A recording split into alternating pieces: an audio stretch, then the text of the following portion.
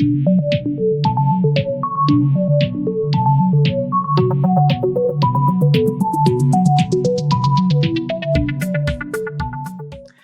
everyone. Welcome back to the Thinking Crypto channel. I have a very special guest with me, Sunny Lu, who's the CEO of VeChain.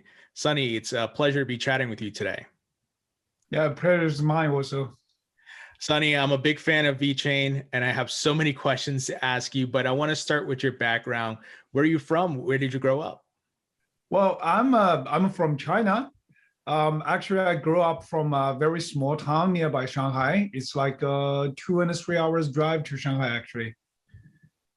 Got it. And what did you want to be when you were growing up? Certainly, maybe not blockchain, obviously, because you didn't know about blockchain yet, but what did you want to be when you were growing up? Well, like normal kids in China back to 1980s, I would say I want to grow to be a scientist.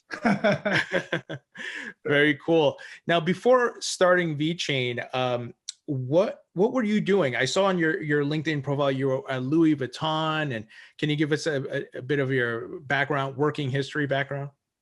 Well, sure. What I did actually before VeChain, I would say from my friends, a geeky computer guy. Actually, I had a 15 years career time before I start with VeChain, most likely on engineering and information management for different enterprises. When I graduated from my university, I started to be a Cisco certified engineer. I got my CCIE certification, most likely focused on networking, designing, engineering. And years later, I switched to my position to be more like information management. So my last job, like you mentioned, I was CIO, Chief Information Officer at Louis Vuitton. And before that, there were a bunch of, let's say, information management system positions in different enterprises like 3M, like Bacardi, that kind of enterprises. Got it. And what was your first encounter with Bitcoin or crypto, and what was your aha moment? Like, wow, okay, this makes sense. And then how did that lead to starting VeChain? Yeah. Actually, the first time I encountered with Bitcoin, the experience was not so pleasant, let's say. The first time I know it, it's when I played World of Warcraft. You know, I'm also a fan of Blizzard, StarCraft, Warcraft, you name it. So I was trying to trade some items in the game, and somebody just offered me like, okay, you can buy with Bitcoin. It was like $1 each or something. I was like, it's a little bit fishy. So I didn't really mind that. But years later, like in 2013 or 14, seriously, I start to study about the Bitcoin because when I was working at Louis Vuitton, there was a small project. We were asked to bring up any kind of crazy or innovative ideas. So I work on a proposal I did some research. I work on a proposal to propose Louis Vuitton to accept a Bitcoin, for the stores when people go outside, go abroad to buy the Louis Vuitton stuff. Because it was very hard for people to carry load of cashes or the credit card maybe have some limitations. So I suggest, like, why don't we use Bitcoin? Well, it's a pity that they didn't take the proposal for sure. But honestly, they could be the first one in the world to accept the Bitcoin even like 7 or 8 years before Tesla, did this year. Sure. Yeah, that would have been pretty big and groundbreaking at that time. Yeah. So how did the idea of building a VeChain come about? Well, I know about Bitcoin like in 2012 or 13 that time, and but since I took a study about the theory, the technology, even I read about the codes. It's about like 110 lines of codes of Bitcoin. I was really impressive about the design, about simplicity of the coding. So I was fascinated about the Bitcoin, about the blockchain technology. But also, it kind of syncs to my last job as a CIO, because the CIO's responsibility is acting as a bridge between business and also the technology. Right. The first couple of years when I get into the Bitcoin and the blockchain space, I find out that's the people, that's kind of the profile missing from the entire blockchain space. People usually talk about the technology or usually talk about, let's say, finance, but very few people talk about like how to use the technology to create the value for business or serve the business, which that was my job when I was in Louis Vuitton. So I decided like, okay, why don't we try to do something are able to, let's say, convert the technology value to business value. So that's how I started with VeChain. I decided we should, let's say, build the different blockchain applications based on these awesome technologies. Got it. And the whole concept and idea behind it is you're solving one of the biggest problems in the world with merchandising and supply chains and all of that. And I would love if you could, for those who may not have heard of VeChain and are listening to this podcast or watching a YouTube video, you can give a quick summary of how the problems you're solving and the services you provide. Well, actually, I would say right now VeChain is quite big, quite can solve lots of different problems. Or generally speaking, for blockchain technology, actually, acting as the second generation of the internet, is solving the problem of the trust. That's a more general concept, right? But when we start with VeChain, actually the idea was pretty small. Just because when I was in Louis Vuitton, I worked on a project, it's called Track and Trace, to track any merchandise products from raw material to the manufacturer, to the logistics services, and until to the retailers, to the stores, even to the customers. But at that time, the entire, let's say, a system to carry this kind of activities are all belonging to Louis Vuitton inside, like all within the premises of Louis Vuitton networks. So I was thinking like, if we try to expand or replicate this kind of practice outside of one company premises, if we need to, let's say, collaborate with multiple different entities or multiple different, let's say, teams or people, how are we going to do? How we guarantee the trust, how we can still smooth the collaboration, not under one same, let's say, roof. And then the blockchain is the answer. So that's all we started. Like, that's a very small idea, start from that. But nowadays, since like 2018, June 30 of 2018, when the VeChain blockchain was live, and in the last 2-3 years, we have been focused on building VeChain blockchain to be, let's say, we call it enablers, to enable multiple different builders, whatever the technical builders or business builders, to build multiple different blockchain applications to serve the different countries, different territories or industries, right. Whatever, like supply chain, automobile, sustainability, food safety, you name it. So basically, I would say we actually have been doing a very simple job to onboard the different business activities to the blockchain. But for sure, when we say onboarding, we need to identify with our partners together to identify what kind of the data or what kind of the business activities needs to be enhanced or needs to be featured by the blockchain technology for the trust. So we need to sort out the different processes and identify the key data points, and also build up the let's say the interactions with blockchain.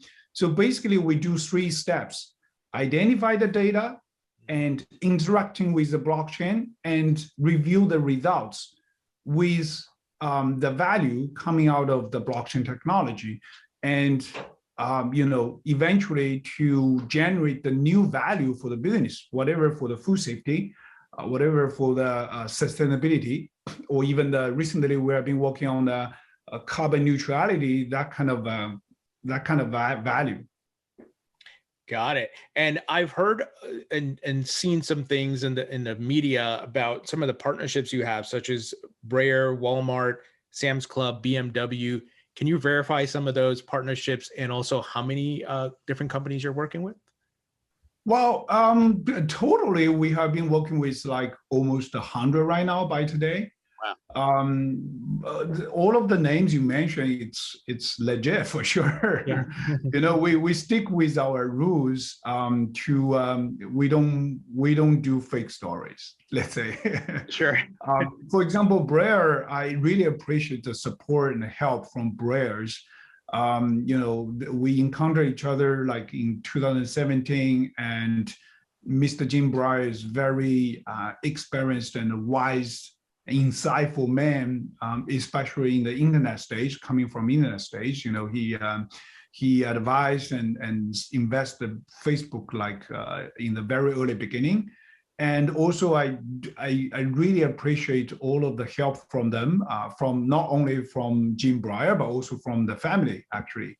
Ted and Daniel as his sons. Even today, we are still keeping in touch. Every time when I have, being a startup is very challenging, especially in the blockchain space. So every time I encounter some difficulties or the questions, I want to talk to someone, I always can count on them to have a small talk or make a phone call. And usually the advices are very, very helpful. And also for Walmart, Sam's Club, that's our, let's say, star profile cases since 2019. And actually, it's Walmart case give us it's a very significant for us, because when we start with Walmart China, we have been facing a quite big challenge to how to do this project or do the similar practice in a different way. Walmart US, they did similar like a food safety project in US with IBM, like in 2017 or something. But it was really, well, I was not part of that project, but I can feel it was kind of painful because it took like several months, like 12 or 14 months, and spent millions of dollars on this project. So when we are facing this kind of request in China, we made a goal like, okay, we need to do it in a different way. We need to give this confidence to the enterprise clients, like they can build blockchain applications in much easy way, in very cost-effective way as well. So we worked with PwC and joined together as a joint force to build this food safety traceability platform in 3 months. And when we replicate to Sam's Club, it only took us 3 weeks. So it kind of gives us a confidence about our direction, like, to simplify the blockchain application is the right direction we should go to conquer the business world. Because, I'm coming from the enterprise management level. I was a CIO. I know how important to build something, especially to onboard the new technology to the business. The efficiency and also the cost and also the agility are very key success factors to roll out any new technology to the business world. So that's also that's the moment, like, okay, we should switching our business model from like a case by case, that kind of way to be to provide, a PaaS platform to simplify the process, to simplify the work of different enterprise users. Right. If they are able to build the blockchain application in a very, snapshot, Yeah. that could really, scale up for mass adoptions for blockchain technologies, like internet did. Right. And I'm curious, there was some questions coming from the community about, do you have Sure. like an expansion roadmap for the US? And are you already in talks with maybe some companies in the US? Well, actually, we started the U.S. subsidiary since 2019. But and then right after that, it was COVID-19. It was really, really difficult. Let's say even nowadays, we're still facing like more than 60 million people get infected in U.S. That kind of things, and also traveling becomes very, very difficult.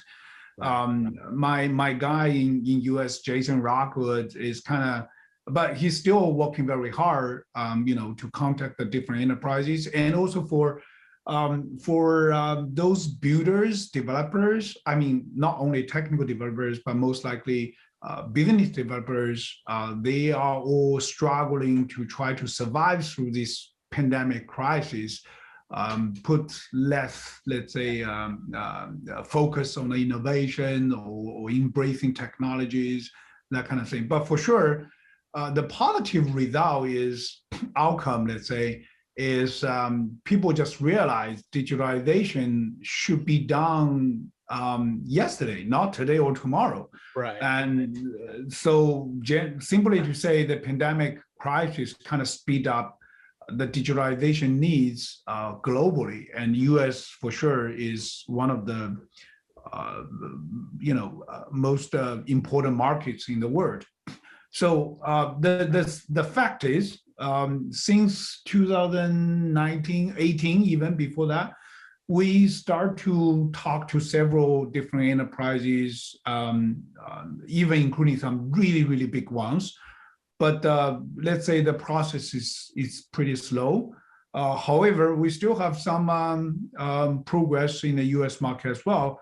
But honestly, considering right now, I would say China and Europe is much more active than the U.S. market if we talk about the VeChain use cases. Got it. And it totally makes sense, with the pandemic slowing things down and businesses, the priorities and the focus is not the innovation aspect, but hopefully things get better and they can start focusing on that. Sure.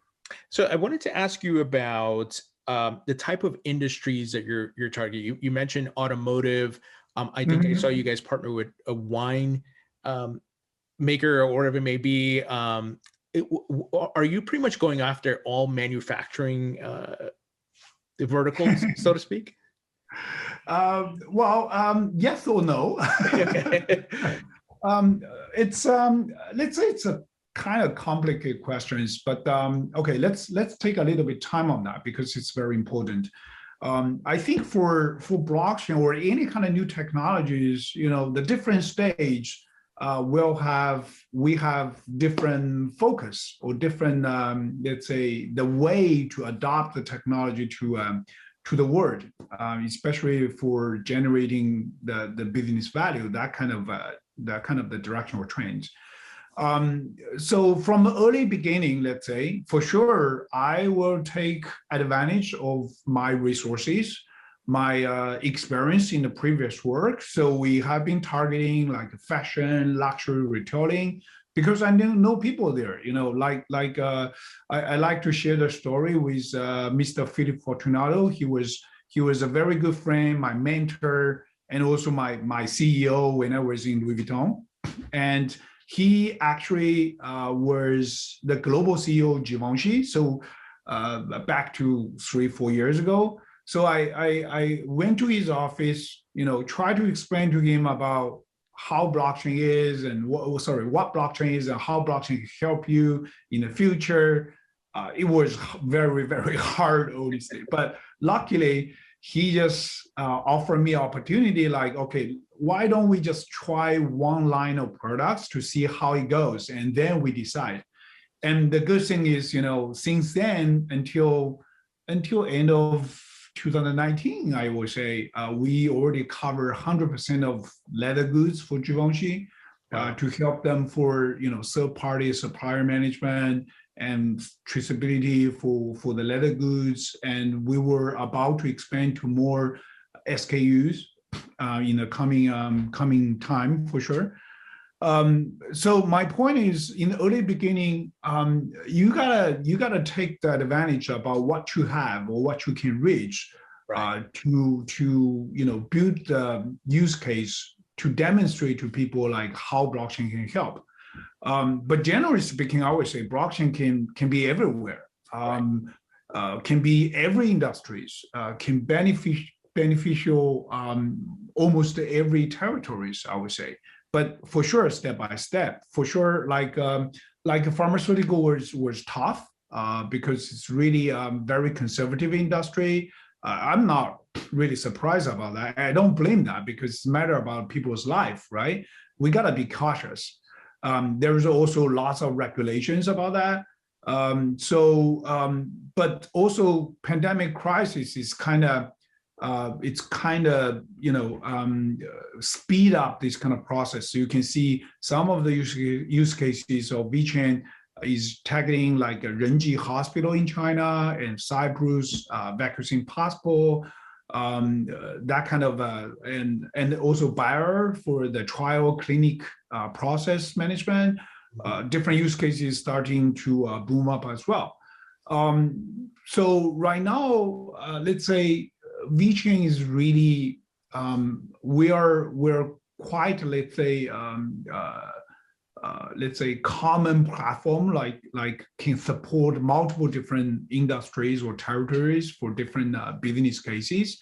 It's not only us. When I say yes or no, it's not only us as the VeChain Foundation or as a VeChain core team to focus on that. We actually have multiple different partners, whatever the big ones like DNVGO or PwC and Deloitte, all the small partners around the world is trying to use their expertise or resources in different direction or territory to build the valuable blockchain applications everywhere.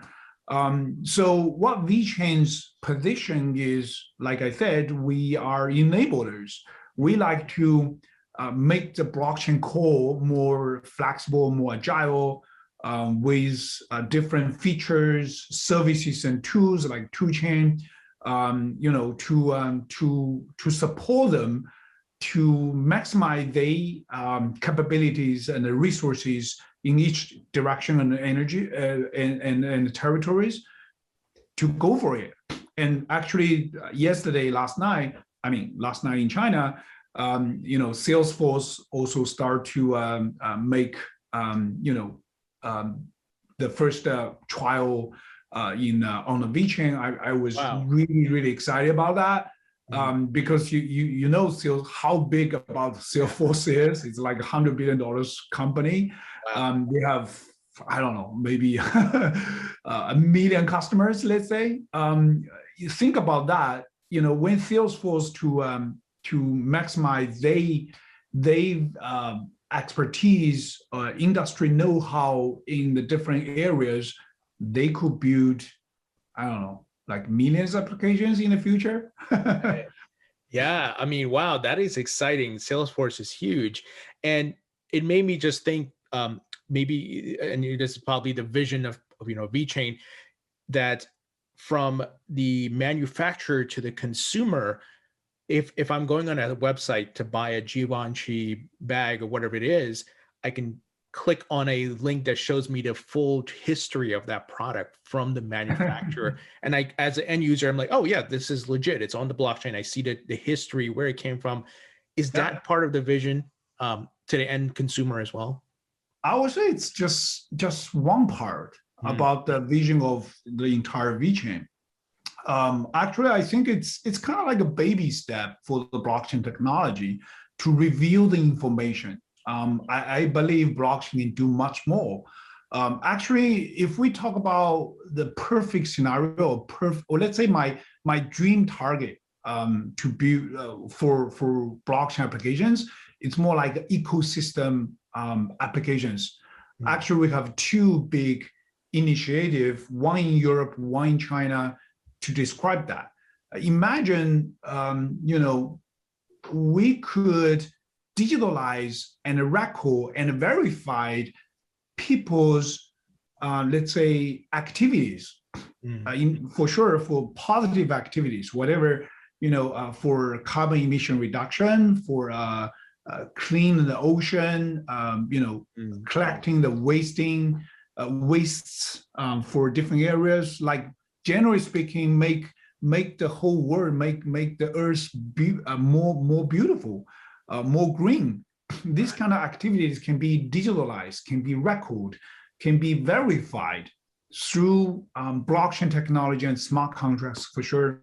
And then, in returns, those people can be incentivized by the credits, by the token. It's kind of like a real concept of proof of work.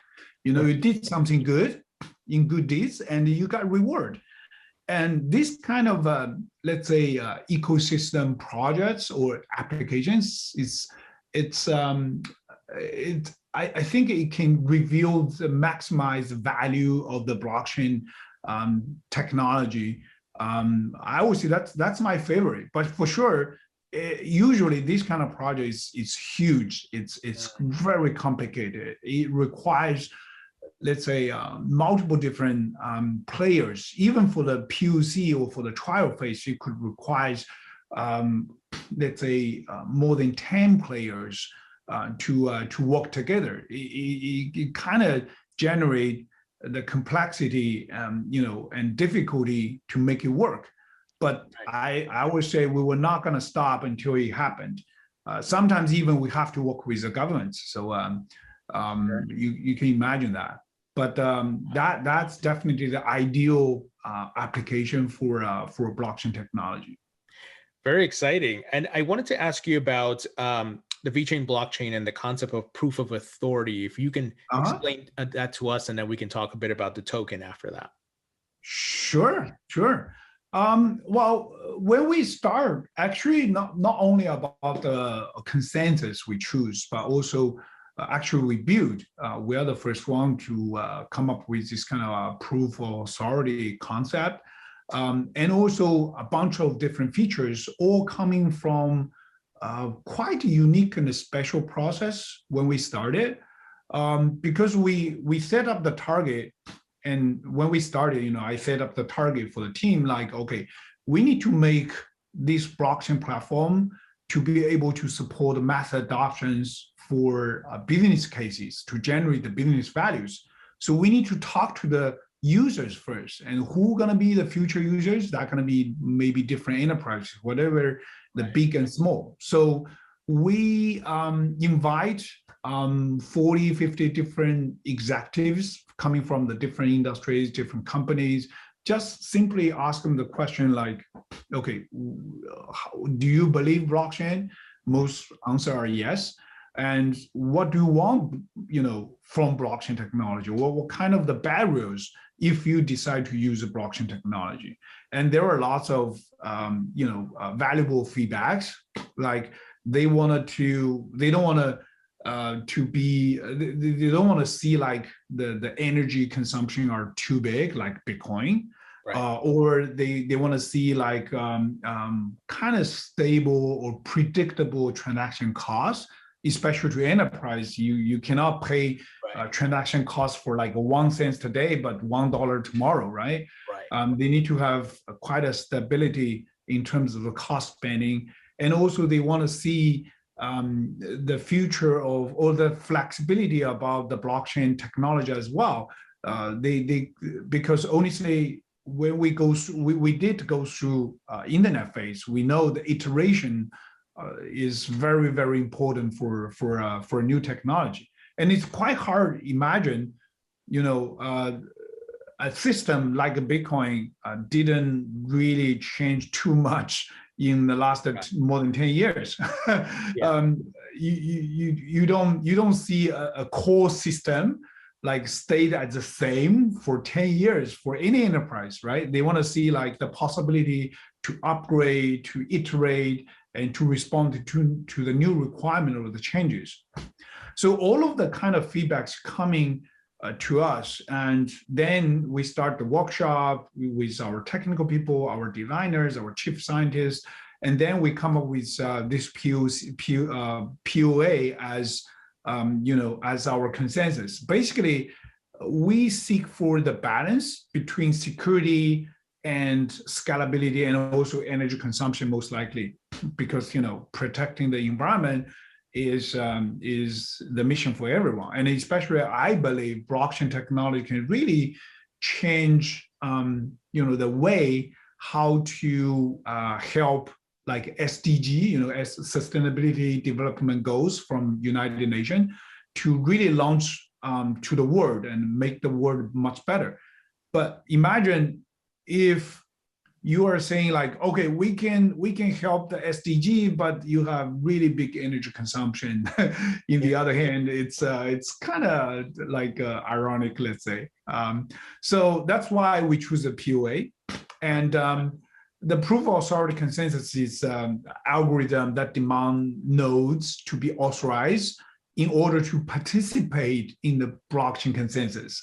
And once authorized, nodes are given equal chance to publish new blocks and gain rewards, let's say. As a result, there is no need for nodes to spend vast amounts of resources to compete with each other, but more in a let's say, effective way to guarantee the security of the entire network.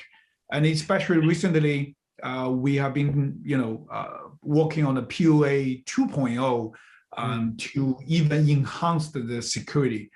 For sure, if you go to lots of, online information, or go to VeChain.org, go to our GitHub, you can find detailed technical information, but simply say POA 2.0 could enable VeChain SOL to achieve the ultimate state finality.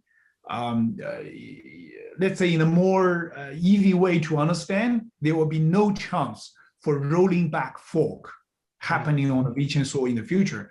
Or simply say, everybody remember the DAO hacking on Ethereum like 3-4 years ago, and the Ethereum Classic was like forked, right, from Ethereum.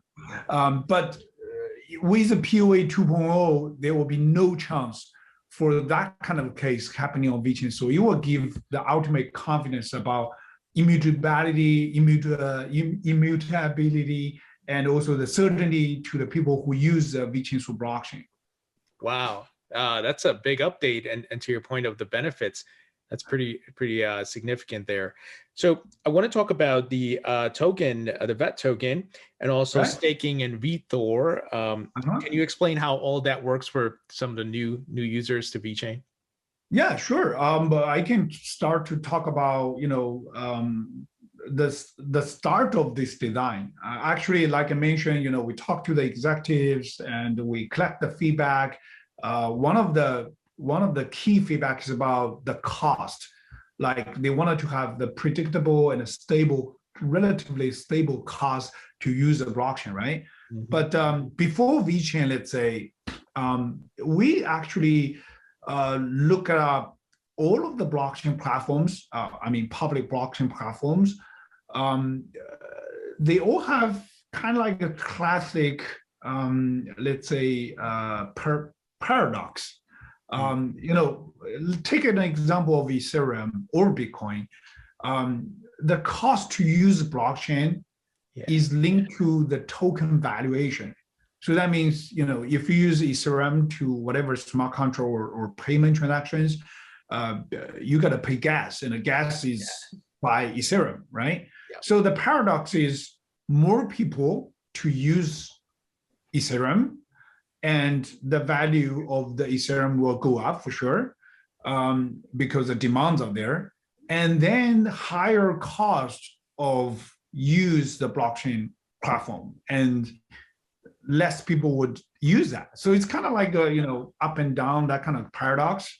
One of my friends from US, actually, he was he is in traditional finance industries. He recently kind of attracted by the blockchain technology and start to let's say play with that. And he paid $7 in Ethereum to buy one of NFT, let's say, for fun. But accidentally, he paid $1,200 for gas fees. Oh my goodness. Yeah, and he was like, "Hey, Sonny, what's going on?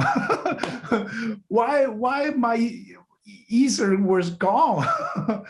But that kind of a case, kind of represent this kind of a paradox. So we designed this unique twin token model to ensure we could provide predictable transaction cost for users of the VeChain blockchain. So simply, when you stake VETs, you can generate the VeThor tokens automatically time by time to cover your limited, to cover your, let's say, normal transactions, whatever the smart contracts or payment transactions. But when you are big users, like heavy users, especially for those enterprises, if you wanted to generate, to cover your daily operations on the VeChain blockchain, you feel you may need to go to the market to buy more VeThors. So it's kind of like concept, like for normal users, you can start for free. But for heavy users, when you find the value to build the blockchain applications on VeChain Store, you are willing to pay to the market to get more VeThors because your application can bring the value to your business, that kind of way. So and also we have a bunch of mechanisms to make sure the VeThor, there are a bunch of different ways to adjust the VeThor, not for the price adjusting, we cannot do that. It's decided by the market, but we are able to, let's say, adjust the gas fees, or ultimately, if all of the community can vote for that, we can adjust the generation rate of VeThor, that kind of way to make sure the cost of use VeChain blockchain could be relatively low and stable and predictable, but also guarantee the value to the entire platform, could be still continue to increase with more and more builders come with more and more applications built on the blockchain and generate value for different industries. Got it. Well, I'm certainly enjoying how the value's been going up for my holdings of VeChain token and VeThor. So certainly we're in a bull market, so I know everything is on the rise, but very cool. You mentioned NFTs and your friend who paid those ridiculous gas fees. Is it possible to build NFTs on the VeChain blockchain if someone was to build that respective application, so to speak? Yeah, for sure. That could be pretty easy, actually. And honestly, NFT is not really new. Sorry, my Apple phone just. Actually, NFT is not really a new concept or new technology. Actually, we started in long time ago, like 2018 and 19. And we did have a real use case. For example, the certification coming from DMV is NFT. Oh, wow. And actually, we do have multiple different tools to make NFT case more easily. Not only just build up the smart contract to generate NFT token, that kind of way, but we do have like a 2chain or like My Story or TTT from DMV to not only mint the NFT token, but also attach the information quite easily or automatically. Because honestly, NFT is just a token, right? Yeah. Or it's kind of like a digital identity to represent some ownership or privilege coming from that. But also, when people to use that, you also want to know what kind of information attached to this NFT, what this NFT represents for. So toolchain can easily to make it like super easy. You can upload the information and also attach to the IDs and attach to the NFT pretty easily. Like you mentioned about whatever the luxury bag or a bottle of wine or whiskey or sneakers. When you scan the chipset, you can reveal the information. But also imagine you can scan the chipset, find out the NFT attached to that, and then you find the information, right? So it's let's say we have a comprehensive tools and services to serve the real use cases, not only just for, let's say, trading for sure, but also we do have partners like Crypto.com, like OceanEX. We could partner with them to offer one-stop solution, including even tradings as well. Sure. So yeah, and that's for sure. Simply answer, NFT is available on VeChain blockchain. I'm hoping VeChain can get more adoption on that front, so we don't have to pay the ridiculous gas fees. Oh yeah, I mean, we actually for NFT case we have been working with several different brands in US, in Europe, in China as well. But we didn't really want to rush to anything. I know NFT is like a hot topic right now. Big right now, yeah. Yeah, very, very hot topic. But let's say we wanted to stick our rules to, aim for real use case or real business value. Actually, we have two type of NFT use case, let's say. One, like I mentioned, the DMV certification, it's more like a functional assets. So you can use in the different scenarios. Imagine you have an ISO certification in the NFT rewarded to your company or your entity, and you can use the NFT to certify the product generated from your company or manufactured by your company attached to the real product. So could really save the cost, right? And improve the efficiency in terms of this kind of certification operations. And the second type of NFT case is more like a collectible items, but not only for trading or for hype, let's say. Yeah. Some of the actually, I think the NFT concept is very linked to a luxury concept. It's more like uniqueness, exclusiveness, but not only for emotional feelings, let's say, about the possession you hold. Right. But also some privileges you could enjoy. For example, some VIP cases, right. Or acting as a key. Imagine if you walk into a very luxury store, they offer you, let's say, a VIP parking lot. You could use NFT to claim like, okay, I'm the owner of this VIP privilege, so I can use this parking slot. Something like that. It's kind of like a key. Yeah, absolutely. I'm actually speaking to someone who's planning a Bitcoin conference for when Bitcoin hits a $250,000. The tickets they're planning to issue as NFTs. So being able to get into the conference would be, you have to have that NFT ticket. So that's a great concept. There was a question from a community about could we expect more listings of the VeChain token on more US exchanges? I know you're getting there. Well, I really couldn't say no more. I would say some of the documents has been signed like, let's say more than almost a year ago, I would say. Well, there was some public information, right? Sure. Coinbase is observing some potential assets, and VeChain is part of that. And I'm sure it's just honestly, I don't rush to anything. And for sure, if we were listing the Coinbase, that will give us lots of exposure. And I know Coinbase portfolios of services are very, very attractive, like a Coinbase Earn, like custodian services could give more attraction to our enterprise users especially. And but I would say I would prefer to follow the steps and or process of Coinbase or the other platforms as well. I'm sure with more and more use cases, with more and more adoptions, and more users and fans are shouting for us, Yeah. it's just a matter of time, right? Sure. In due time, Right.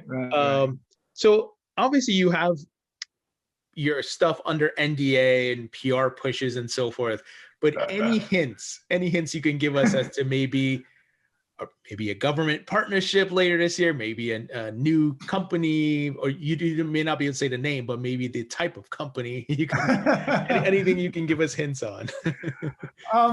Actually, we got a very huge pipeline. Like I mentioned, not only from us, from foundation, but also from partners as well.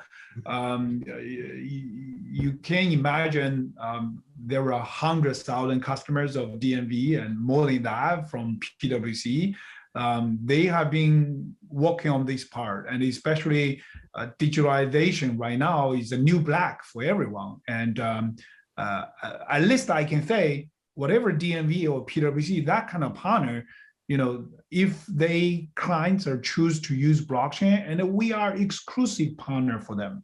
So that means any customer from them wanted to use blockchain, and we will be part of that. And also, I would like to mention the carbon neutrality initiative. Right now, it's a really, really big thing. I'm really excited about that because, firstly, that's something we should do like long time ago. I mean, as the people from the earth, we need to make our world better. We need to make the future for our kids. Yep. But honestly, in the past few decades, people are and different entities, even including the United Nations, are kind of struggling how to implement that, how to execute, even including the education to the people, like how to save the world, how to make the world better, how to consume less energies.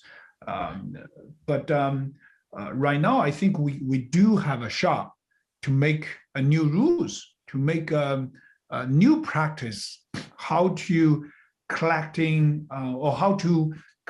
the carbon emissions credits from different people, from different individuals, and even the new way to incentivize everyone. I mean, every individual to live more low carbon lifestyle, that kind of way. I would say that the big sign, the big indicator is China put the carbon neutrality into the 5 years national plan, right? The new 5 years national plan. Last time, 5 years ago, when China put the blockchain into the 5 years national plan, you see what happened later on, yeah. Right? And so this time, I would say, it's no difference. People are talking about that. People are spending efforts, resources to work on that, and we do have a solution. I see the future of that. I can imagine, millions and millions of transactions coming from that part to really support, everyone, every enterprise, even the governments, to build a better world later on. I cannot reveal too much details about that, sure. Because there are still lots of things that are working on this. But I would say that's also part of the reason we see we propose to adjust our gas price recently. Wow. I love it. Sunny. I love the project. I love the vision. That's really cool. So I want to switch gears and talk about the crypto market and some of the different things that are happening. Sure. For example, I want to get your thoughts on the SEC and the Ripple situation. And, many folks are seeing like the determination or the outcome of that is how the SEC might treat the rest of the market. Does that concern you? Look, you're not the only one. Obviously, there's Cardano, there's Chainlink, everybody else. What are your Yeah. thoughts on the whole situation? Well, it's quite complicated actually, but let's say there are also many complications. But I honestly I think it's a good thing. Maybe in the short term it's very challenging to a project like XRP or Cardano or even us later on. But long term, I would say it's a good thing. That means the authorities are really looking to the blockchain space, are really trying to regulate this area and to, everybody knows, in the early stage of blockchain, or even nowadays, we can see the scammers, we can see the crimes, use the technology. But honestly, it just like internet, it's not really the fault of a technology, but it's a fault to how to use the technology, right? Yeah. If you use technology right, you can really make people's life better, make the world better, like the carbon neutrality we talked about. But I hold the confidence, like if we're aiming the right direction, if we're work for serving, using the technology to serve to generate the legitimate business value, to work with legitimate enterprises and companies, to really make the whole world is better. I don't see the the defects about to be regulated. It's just in a more, let's say, fair game rules to play. To simply say to reward the good guys and punish the bad guys. So very easy answer. Let's be a good guys. Got it. What are your thoughts on Bitcoin and its rise and adoption? Elon Musk putting Bitcoin on Tesla's balance sheet. We see different companies are doing that. And he's accepting as a payment, and just the entire market right now is in a bull market and things are on the rise. What are your thoughts on how Bitcoin is getting adopted there? For sure, I'm exciting. I'm also a big fan of Elon Musk. I think he's genius. Whatever from the long time ago, he started with PayPal and then Tesla, X Space. It's a genius guy, and honestly, I feel like it's kind of late for a guy like him to start with Bitcoin until now. It should be like years ago, right? So I would say it's a very positive sign for the entire crypto market, and I would say maybe cause a different pattern about this kind of bull market right now. Since a long time ago, Bitcoin has that kind of pattern, like every 3 years or every 3.5 years have a circle. But this time I feel like it's different because the players are different. Players are coming like Tesla, like I don't know if you know, there is a listed company in Hong Kong. The founder's friend of mine is called Meitu Xiu. It's like for Photoshop application of for your phone to make you look beauty in the picture. And they're listed companies. They announced like right after Tesla announced it to allocate $100 million budget to buy not only Bitcoin but also Ethereum. Right. So I would say more companies coming along for sure. They will start to realize, the cryptos or the blockchain technology are the future, not only for the technology part of view, but also from assets point of view. It's kind of like new gold, that kind of thing.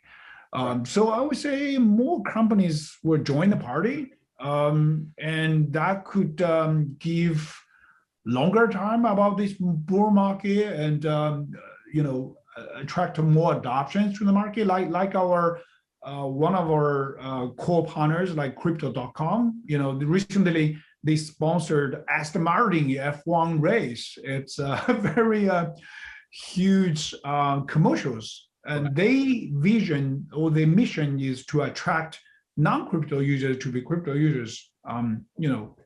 In the last 4 or 5 years, and I think that's the right thing to do. Imagine more and more people start to use crypto, and more big enterprise are start to follow Tesla, and then it's a very good sign, I would say. For sure. So, I have to ask Sunny, is Tesla on your list of companies to approach and pitch, hey, VeChain blockchain? Um, well, I like to, for sure, Sure. because we have, I would say we are, at least for carbon neutrality, Mhm. we are sharing the same vision, right? Right. Yeah, I would say if we got a chance, definitely we're gonna talk to them. And simply to say, like I said, I'm a huge fan of Elon Musk himself. I really respect how he has been working, how he has been creating such fantastic business. Yeah, why not? So I want to ask you about central bank digital currencies and the move to the digital economy as we're talking about digitization of everything. What are your thoughts on every central bank now, maybe as a result of Bitcoin, is now looking to tokenize on the blockchain their fiat currencies, but yet we know they're printing excessive amounts of money? And what are your thoughts on the Mm, whole situation? well, there is a good thing and a bad thing about that. Printing massive money out of each centralized governments, I would say. Firstly, the inflation is kind of inevitable. Yeah. Second, it kind of gives a push about the crypto market, Yeah. not only crypto market, but every other assets market, like stocks, like commodities. I don't know. It's hard to say, but I'm not really expert in the economics. Let's say I just know the very simple rules. But for like a CBDC, or in China we call a DCAP, DCEP. I would say it's very good initialization for each central government or central banks. At least they start to embrace the new technology. They start to explore how the blockchain or how crypto assets like digital money can really speed up the process, or improve the efficiency, save the cost. It's kind of like a switching from paper money to e-banking, and now to lots of third-party payment services like PayPal, like Alipay, Tenpay. So I would say it's not really surprising to see that. And in the future, they could also have multiple different processes, different services like a third-party payments tag along with the CBDCs as well. But our vision is more, let's say, more regulated, more let's say, looking for more efficiency and lower cost. That's like any technologies. Sure. Well, I want to wrap it up here, Sunny, with some quick rapid fire questions, if you don't Sure, mind, such as what's your no problem. favorite food? No, I like steak. I work out, so I like steak to give me more proteins. And in Chinese food, I like bamboo shoots. I don't know if you know it, but that's Oh kind yeah. of favorite food of panda. Yeah. So my Well, mom used to call me a little panda when I was a kid. my wife is Chinese, so I've it's Oh, exposed to okay. everything. Okay, okay. Yeah, bamboo shoots and everything. Yeah. Favorite musician or band? I like Ethan Chan. That's a famous Chinese singer from Hong Kong. And also I like Jason Mraz. Oh, nice. I actually saw him live in person. Oh, Uh, really? yeah, Cool. my wife and I saw him maybe it was 2015, I think it was. We went to a show here in New York and got to Cool. see him. Yeah. Cool. What's your favorite movie? Matrix, for sure. Oh yeah, of course. I'm excited for the new Matrix movie to see how they continue this story, by the way. Yeah, yeah. The brothers and sisters, let's say. Yeah, right. What's your favorite book? Well, I like historical books. I think the historical books can really, because of history always repeats itself. And specifically, I like history about the Ming Dynasty. It's like 600, 700 years ago in China. Got it. And when you're not working at VeChain, what are you doing for fun as a hobby? Soccer. I play soccer since I was like 6 or 7. Wow. Well, Sunny, thank you so much. It's such a pleasure chatting with you, and it's so exciting, all the great things that are happening at VeChain and all the folks that are partnering with you and building. And I would love to speak to you in the future as things progress. But thank you so much for joining us today. Thank you for the interview. It's awesome.